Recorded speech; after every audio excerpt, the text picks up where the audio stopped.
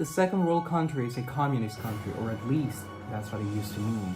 Cue the dramatic music, cue the intro. I'm sure you've heard the terms first world and third world, but wait, what about the second one? Second world country will be considered so if its GDP per capita is between 20,000 and 30,000 American dollars or its equivalent adjusted to inflation as of 2024. First world means a developed and industrialized nation, whereas the third world is the complete opposite. Recently, I read you're supposed to refer to those countries as underdeveloped, but more on that later. Does that mean the second world is sort of a middle of the road between those? Well, it should, but historically it does not. During the Cold War, the world was unofficially divided in two, capitalists and communists. The former being the first world and the latter being the second world. Because the war is over, well, not really, since it never really started either, the term second world became obsolete. For the purpose of redefining what a second world country is in the 21st century, we must first break down what a third world country actually is. Originally, the countries that were neither American players nor Soviet comrades, meaning they were just being from 1947 to 1989. Thus, the term third world became a political categorizer, not an economic one. But because the neutral countries were economically insufficient, it became an unspoken rule to refer to quote-unquote poor countries as third world countries. The man responsible for the birth of the term was Alfred Sauvy, a French sociologist who adored statistics, hence he worked as a demographer and also fought in the Great War. He wrote the history-making article in 1952, Trois, Mondes, Planete, published in L'Observateur.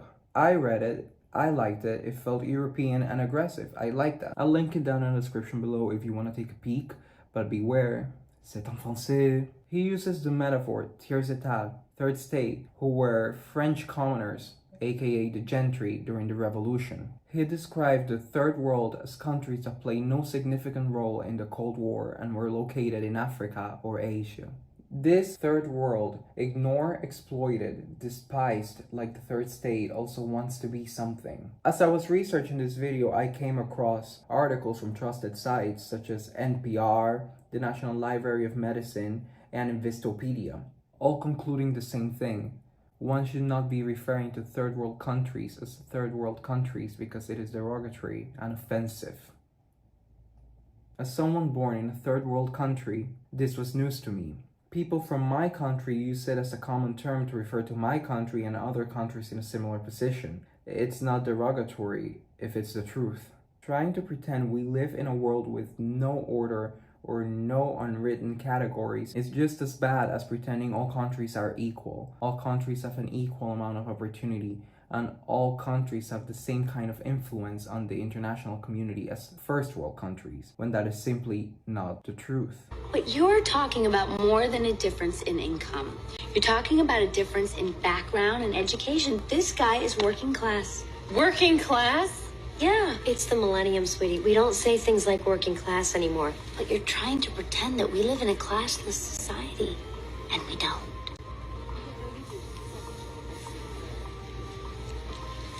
Okay, Marie Antoinette, we get the picture.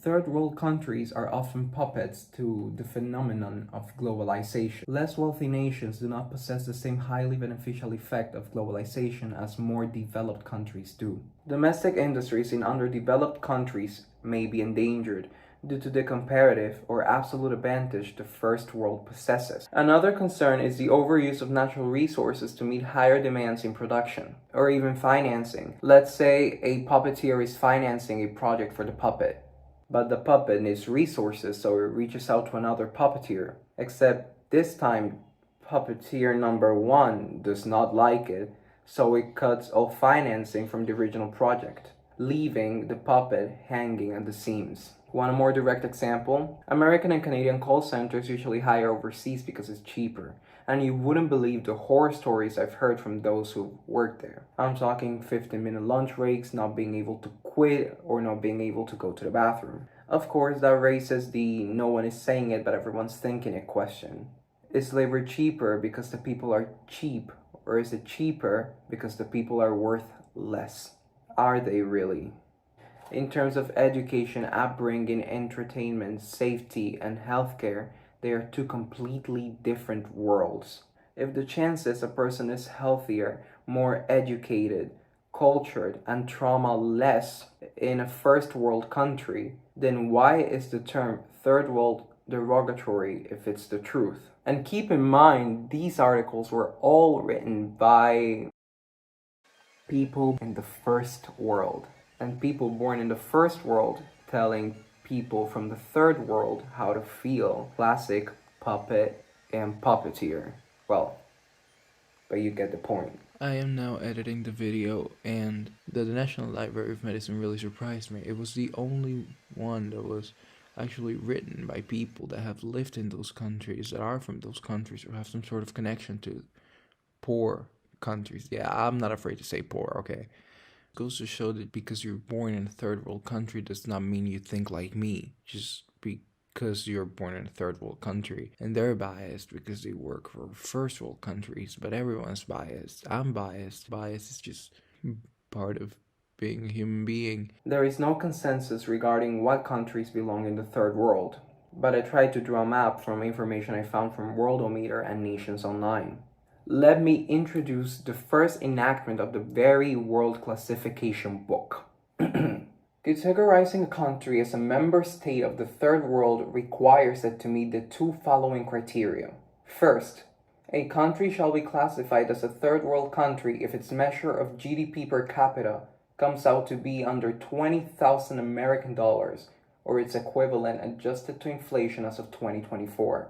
Second, a country shall be classified as a third world country if the product of the share of the world in GDP is multiplied by nominal GDP divided by the population and further divided by 10 is under 25 points. After hearing the second clause of the second enactment, you might have been confused. I know it seemed like a lot of information to take in at first, so I'm going to show you how to apply the formula. First, I access this data from Worldometer. I'll link it down in the description below, and I'll also make sure this sheets and whatnot, it's up online in case you want to go experiment. In order to determine if a country is a third world country, it shall score under 25 points. So first, I'll start from the US and then I'll drag it down because that's what I did with the others.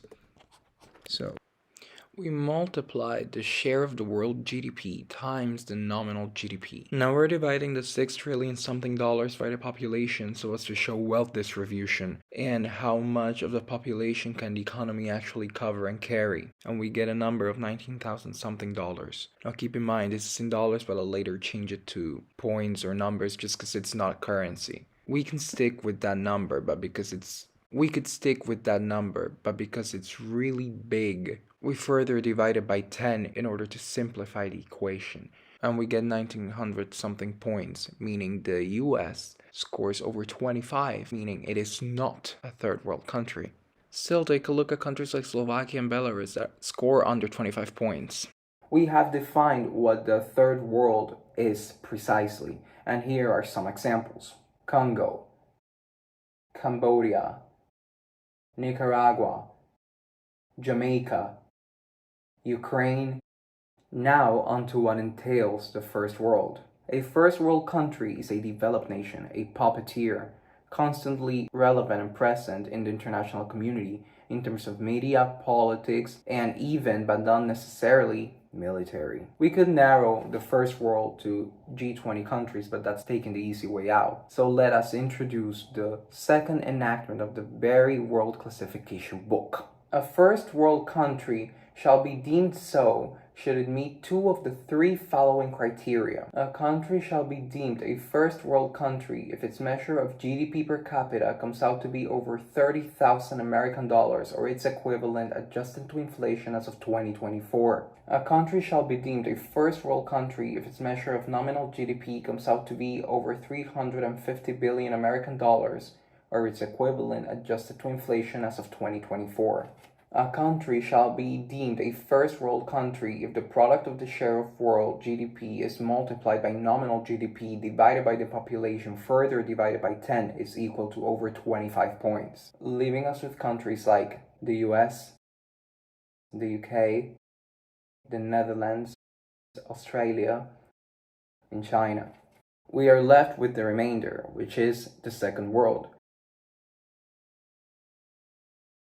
Countries that are not necessarily poor, but could be doing a lot better. Quality of life is decent, but it's not excellent. There is some entertainment, some presence in the international community, some relevant educational centers, but not one that compares to a first world country. Problems are relevant, but not as bad as those in the third world. So let us introduce the third enactment of the Very World Classification book. In order to categorize a country as part of the second world, it shall meet one or both of the following criteria. A second world country shall be considered so if it matches any one of the criteria of a first world country, but otherwise it will be classified as a third world country. A second world country will be considered so if its GDP per capita is between 20,000 and 30,000 American dollars, or its equivalent adjusted for inflation as of 2024. To name a few: Argentina, Brazil, Turkey,